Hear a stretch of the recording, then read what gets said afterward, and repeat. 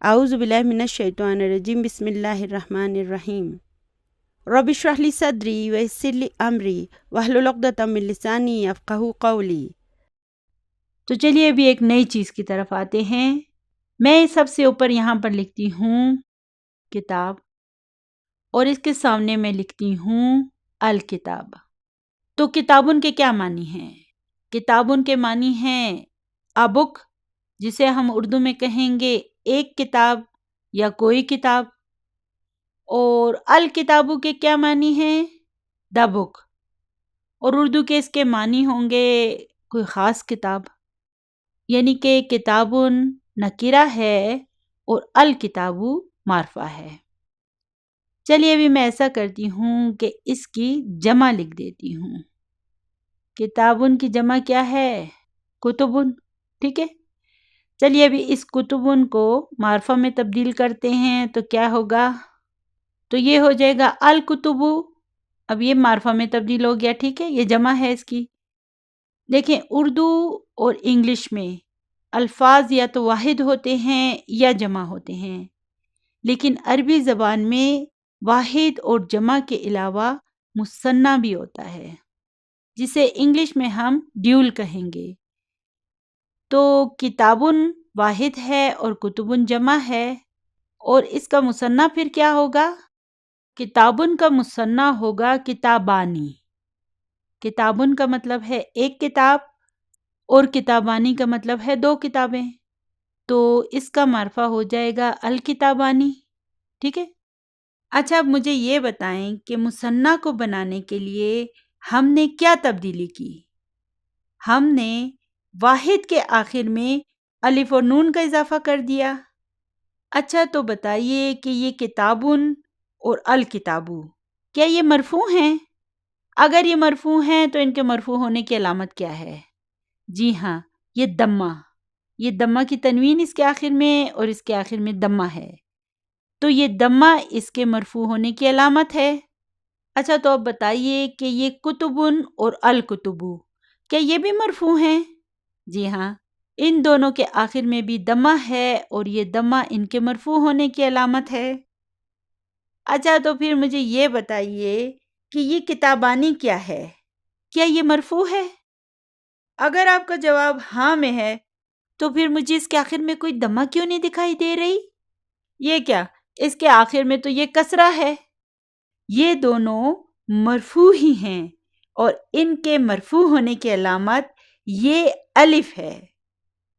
تو مثنیٰ کے مرفوع ہونے کی علامت اس کا یہ الف ہوتا ہے۔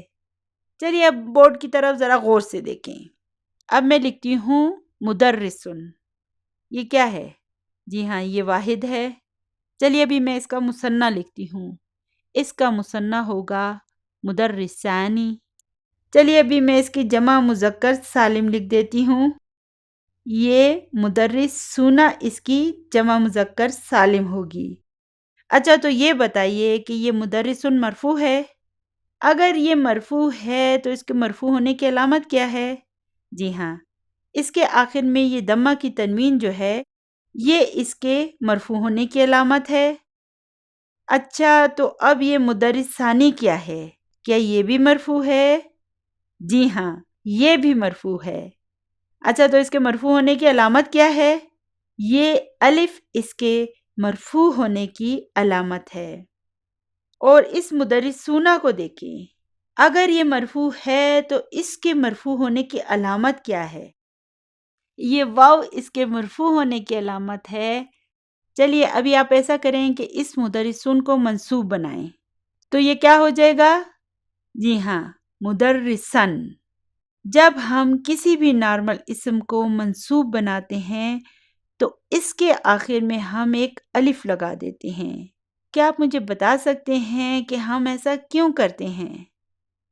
دراصل عرب لوگ عربی زبان کو اعراب کے بغیر لکھتے ہیں، اس لیے اعراب کے بغیر جب وہ اسے دیکھتے ہیں تو اس الف کو دیکھ کر وہ سمجھ جاتے ہیں کہ اس اسم کے آخر میں فتح کی تنوین ہے، تو یہ کتابن منصوب ہو کر کتابن بن جائے گا، طالبن طالبن بن جائے گا، اور ولدن ولدن بن جائے گا، اور ان سب کے آخر میں ایک الف کا اضافہ کر دیا جائے گا۔ جب کبھی آپ کسی سادہ اسم کو فتح کی تنوین دیں تو آپ کو اس کے آخر میں اس الف کا اضافہ کرنا ہوگا، سوائے تائے مربوطہ کے۔ یاد رکھیں کہ اگر اسم کے آخر میں تائے مربوطہ ہو تو پھر ہم اس الف کو اس میں ایڈ نہیں کریں گے۔ اچھا، تو مدرسن جب مجرور ہوگا تو یہ کیا ہو جائے گا؟ یہ مدرسن ہو جائے گا، بالکل نارمل طریقے پر۔ اسی طرح سے مدرستن، مدرستن اور مدرستن بھی نارمل طریقے پر دن دن دن ہوں گے۔ چلیے اب اس مدرس ثانی کو دیکھتے ہیں۔ تو اگر مدرس ثانی میں یہ الف اس کے مرفوع ہونے کی علامت ہے تو اب میں اسے کیسے منسوب کروں؟ یہ ہو جائے گا مدرسینی۔ کیا کہا میں نے؟ مدرسینی۔ اچھا، اب میں اسے مجرور کیسے بناؤں؟ مدرسینی، مجرور ہو کر بھی یہ مدرسینی ہی ہوگا۔ اچھا، تو ابھی اس مثنیٰ کے منصوب ہونے کی علامت کیا ہے؟ یہ یا۔ اور اس کے مجرور ہونے کی کیا علامت ہے؟ مجرور ہونے کی علامت بھی یہی یا ہے۔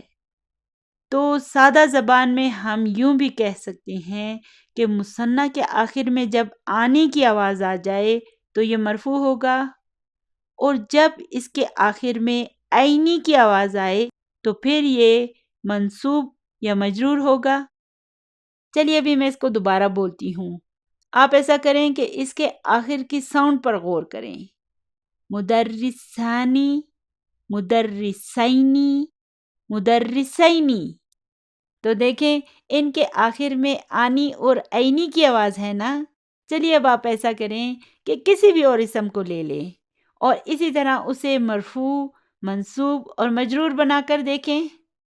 چلیے ایسا کرتے ہیں، پہلے کتابن کو لے لیتے ہیں، تو یہ ہو جائے گا کتابانی۔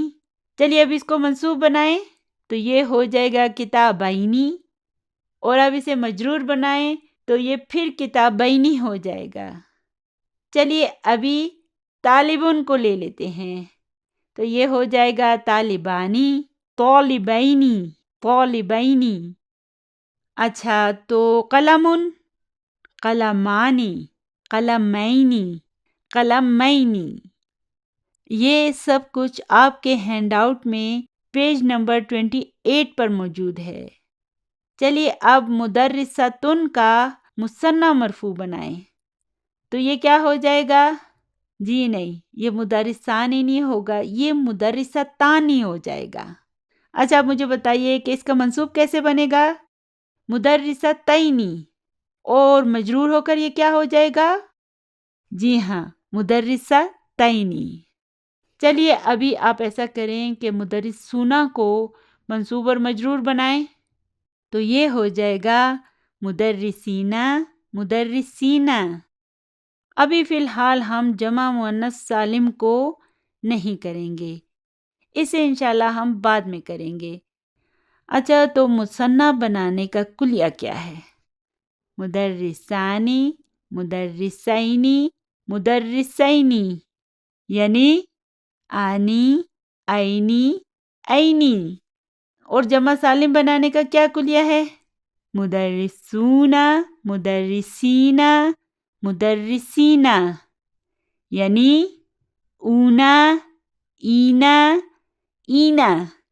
میں نے یہاں پر جمع مذکر سالم اور مثنیٰ میں ایک تبدیلی نوٹ کی ہے، اور آپ بھی غور کریں، مثنیٰ کے آخر میں جو یہ نون ہے نا، اس پر تینوں حالتوں میں کسرہ لگی ہوئی ہے، جبکہ جمع مذکر سالم کی ان تینوں حالتوں میں یہ جو نون ہے نا، اس پر فتح موجود ہے۔ تو میرا خیال ہے کہ ہم جیسے غیر عرب لوگوں کو اس تبدیلی کی وجہ سے جمع مذکر سالم اور مثنیٰ میں فرق کرنے میں بہت آسانی ہوگی۔ اگر آپ کو بھی کبھی ان دونوں میں فرق کرنے میں مشکل ہو رہی ہو تو آپ اس پوائنٹ کو اپنے ذہن میں ریپیٹ کر لینا، تو اس طرح آپ کے لیے بہت آسانی پیدا ہو جائے گی۔ تو سادہ سی زبان میں مثنیٰ کیا ہے؟ آنی، اینی اینی. اور جمع مذکر سالم کیا ہے؟ اونا اینا اینا. کیا کہا میں نے؟ مثنیٰ کیا ہے؟ آنی اینی اینی. اور جمع مذکر سالم؟ اونا اینا اینا. ربنا آتنا فی الدنیا حسنۃ وفی الآخرۃ حسنۃ وقنا عذاب النار.